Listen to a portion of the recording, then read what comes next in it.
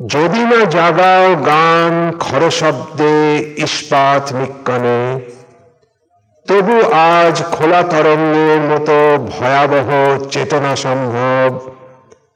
ফেনপুঞ্জে সেই কবি যার জন্ম দ্রাক্ষা ও পাথরে, অথবা বিপথগামী কোন মূর্তির শ্বেত সবুজ অন্তর ফেটে শৈবালের সন্তানের মতো যার জন্ম ছিল, তাঁরই বার্তা উন্মার্গের গোধূলিতে এখন উঠেছে।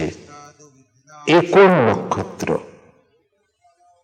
যদি না জাগাও গান ভোরবেলা গাভীর শননে, তবুও তোমার পক্ষ চিরকাল এমনই কি কলঙ্ক লাঞ্ছন?